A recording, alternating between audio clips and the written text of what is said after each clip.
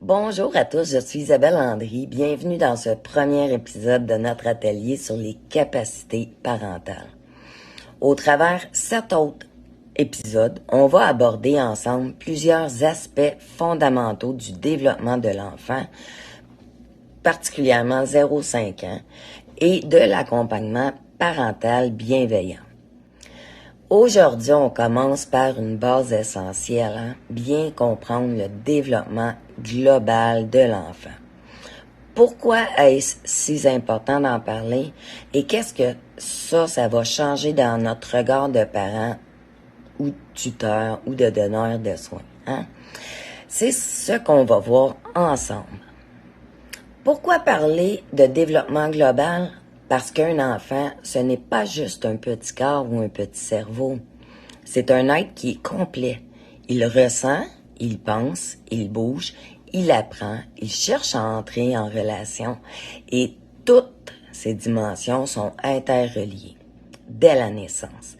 Et si on néglige une sphère de son développement, les autres vont en souffrir.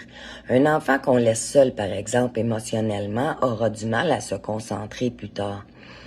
Un enfant qu'on va pousser à performer intellectuellement, mais sans jamais valoriser son estime, peut finir par nuire à l'enfant.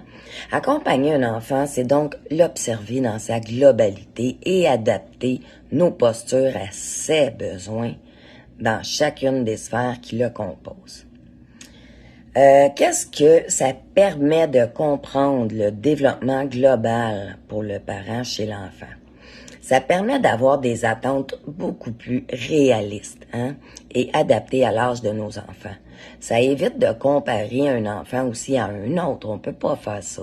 Ça nous aide aussi à détecter tous les signaux d'alerte très tôt pour mieux intervenir, bien sûr. Et surtout, ça nous connecte à notre rôle de guide et non un rôle de juge. Pourquoi est-ce si important d'en parler? Parce qu'un enfant, là, c'est jamais juste un comportement à corriger, une crise à gérer ou un retard à combler, là. Un enfant, c'est un être en développement global avec plusieurs sphères interreliées. Physique, cognitive, langagière, affective et bien sûr sociale. Et quand on accompagne une seule sphère, on influence les autres. Par exemple, un enfant qui va vivre de l'anxiété affective peut avoir de la difficulté à parler au plan langagier, à apprendre au plan cognitif et à dormir, ça c'est le plan physique, et à créer des liens, plan social. C'est ça, voir l'enfant dans sa globalité, là, tu sais. Et aujourd'hui, on va explorer ces 5 sphères pour mieux comprendre comment les soutenir en tant que donneur de soins parents, en donnant des exemples concrets. Donc, commençons par le développement physique. Le développement physique, c'est souvent celui qu'on va remarquer le plus rapidement, parce que c'est l'extérieur. Mais il faut pas le réduire à la taille et au poids. C'est aussi la motricité globale, bouger tout son corps, courir, grimper, sauter. Et c'est de la motricité fine, tenir un crayon, empiler des blocs, attacher un bouton, par exemple. Prenons un enfant de 2 ans qui grimpe sur le divan. Même s'il devrait pas le faire, c'est pas un enfant turbulent. Il explore sa motricité globale. Et c'est son stade de développement. Un enfant qui a du mal à enfiler ses souliers à 4 ans, par contre, a peut-être besoin d'un soutien dans sa motricité fine. Et tout ça, c'est influencé par son environnement, évidemment. Dort-il bien? Mange-t-il suffisamment de manière équilibrée au mieux aussi, là? Se sent-il en sécurité dans son corps et surtout dans ses émotions? Peut-il vivre ses émotions, cet enfant-là? Un enfant stressé peut devenir hyperactif ou, au contraire, s'inhiber physiquement. C'est des comportements qui doivent alerter là, le parent.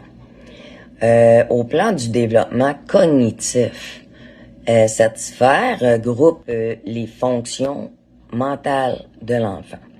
Ce qui veut dire son attention, sa mémoire, son raisonnement, sa compréhension aussi. Hein?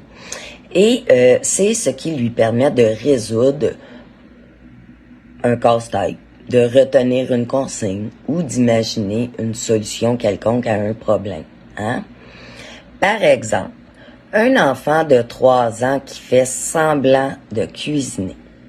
Il fait pas juste jouer, il apprend à planifier des séquences et à imiter. Un enfant de 5 ans qui ne suit pas une consigne peut ne pas être en opposition, là, hein. Ça se peut qu'il soit seulement distrait, stressé ou tout simplement mal accompagné au plan cognitif.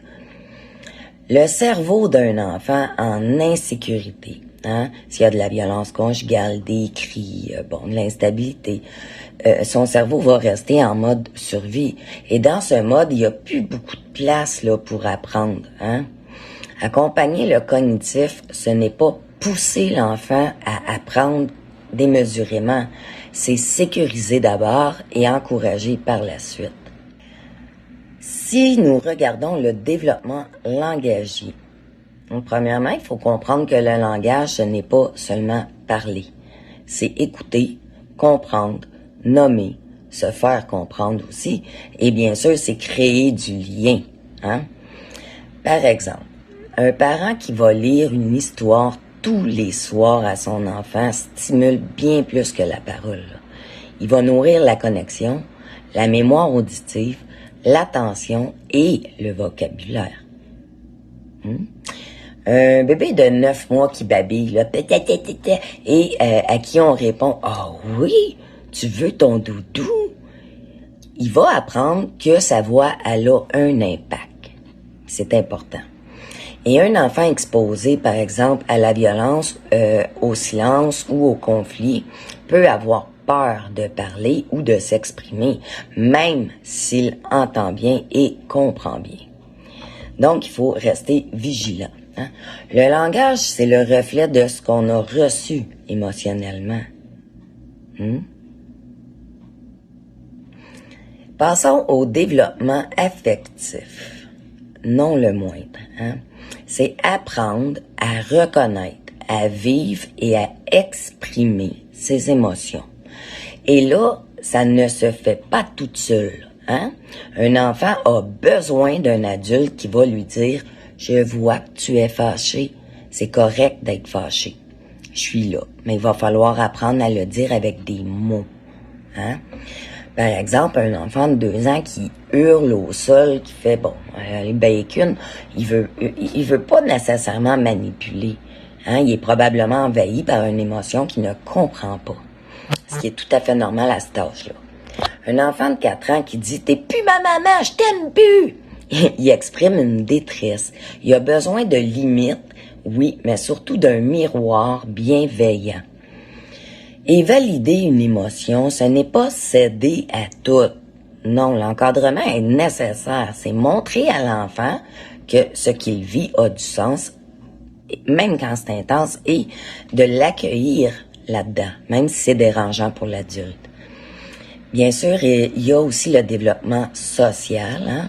Le lien avec les autres, jouer, attendre son tour, comprendre les règles, vivre ensemble avec les autres. Bon, ça commence dès la naissance, évidemment, et c'est dans notre foyer, hein? Dans les regards, dans les bras de l'adulte, dans comment on va le sécuriser, tu sais. Et si on prend un enfant de 3 ans, par exemple, qui tape les autres à la garderie, ne sait pas gérer encore ses frustrations. Ça fait pas de lui un enfant méchant. Il faut l'accompagner à comprendre, à nommer. T'sais. Un enfant qui ne partage pas à 2 ans, c'est normal. Le partage, ça s'apprend très lentement et ça prend aussi beaucoup d'exemples. Hein?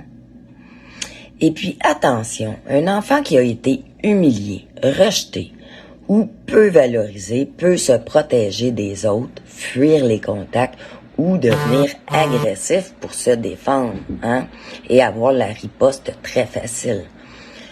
Le développement social passe par l'attachement. On se le cachera pas. Hein. Quand un enfant est accueilli dès sa naissance dans ses émotions, il devient beaucoup plus apte à entrer en lien adéquatement avec les autres. Encore là, un enfant apprend par imitation majoritairement. Maintenant, regardons les grandes étapes de vie de l'enfant de 0,5 ans, 0,3 ans. Il faut comprendre qu'à 0,9 mois, c'est l'âge de la confiance. Le nourrisson ne fait pas de caprice. Là. Hein, il a besoin de proximité, de réponse à ses besoins, de régularité, de douceur. Par exemple, le consoler quand il pleure n'en fait pas un enfant gâté, c'est pas vrai. C'est un mythe. Ça, en fait, ça fait un enfant sécurisé. Hein? De 9 à 18 mois, c'est l'âge de l'exploration. L'enfant va ramper, il va ouvrir des portes, va faire tomber, va toucher à tout. Il explore son environnement et votre patience. Par exemple, lui dire « Attention, c'est chaud » au lieu de simplement interdire, c'est lui apprendre avec sécurité que s'il touche à ça, il peut se blesser. Entre 18 et 36 mois, l'âge de l'affirmation. Le fameux « non ». Les crises, les colères, ce ne sont pas de la provocation à cet âge-là. Lorsqu'il dit non, mettons pour mettre son manteau, il explore le pouvoir personnel. L'adulte doit maintenir une limite ferme, là, tu sais, c'est non, c'est non.